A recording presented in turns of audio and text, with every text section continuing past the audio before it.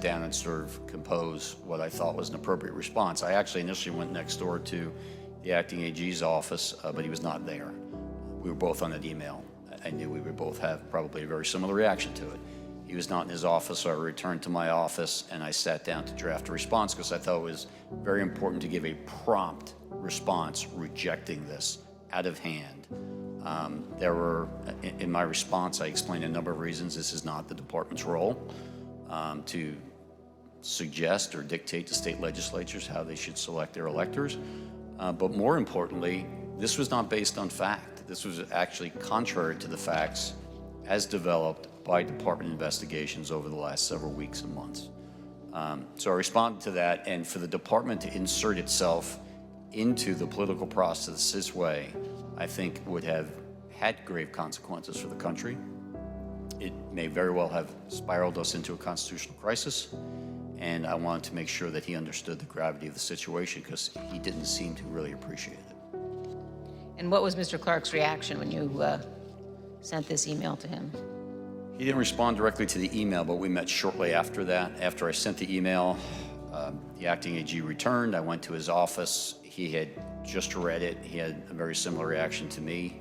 He was exasperated, and he told me that he had told one of his administrative assistants to get Jeff Clark up here. We want to talk to him face-to-face about this. And so the three of us then had a meeting probably around 1800 that night in the Deputy Attorney General's conference room.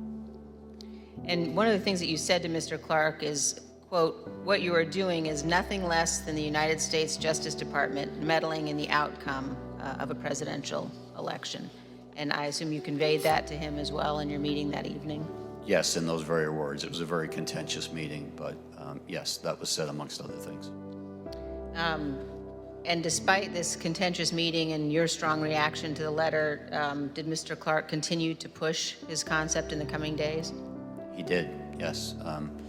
We had subsequent meetings and conversations. The acting AG probably had more contact with him than I did, but between the 28th and the 2nd, when we had another in-person meeting, he clearly continued to move down this path.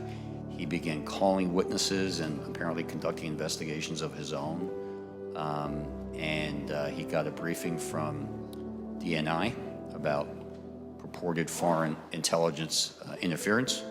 And we thought perhaps once it was explained to him that there was no basis for that part of his concern, that he would retreat. But instead he doubled down and said, well, okay, so there's no foreign interference. I still think there are enough allegations out there that we should go ahead and send this letter, which shocked me even more than the initial one, because you would think after a couple days of looking at this, he, like we, would have come to the same conclusion that it was completely unfounded. And when you learned that he had been calling witnesses and conducting investigations on his own, did you confront him? Yes. And what was his reaction? He got very defensive. Calling witnesses and conducting investigations on his own, did you confront him? Yes. And what was his reaction? He got very defensive. As I said, there were a series of conversations through that week. I certainly remember very specifically the conversation in the meeting on January 2nd. That got even more confrontational, but he was defensive and, similar to his earlier reaction when I said this is nothing less than Justice Department meddling in an election, his reaction was, I think a lot of people have meddled in this election. And so he kind of clung to that and then spewed out some of these theories, some of which we'd heard from the president, but others which were floating around the internet and media, and just kept insisting that the department needed to act and needed to send those letters. The committee has also learned that Mr. Clark was working with another attorney at the department named Ken Klukowski, who drafted this letter to Georgia with Mr. Clark. Mr. Klukowski had arrived at the department on December 15th with just 36 days left until the inauguration. He was specifically assigned to work under Jeff Clark. And Mr. Klukowski also worked with John Eastman, who we showed you at our hearing last week was one of the primary architects of President Trump's scheme to overturn the election.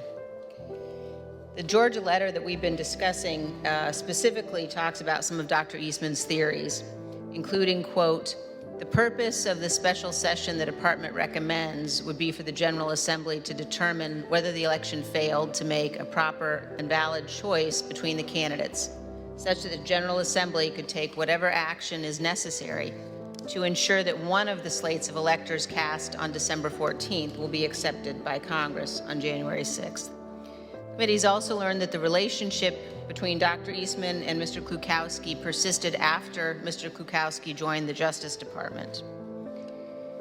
Let's take a look at an email recommending that Mr. Klukowski and Dr. Eastman brief Vice President Pence and his staff.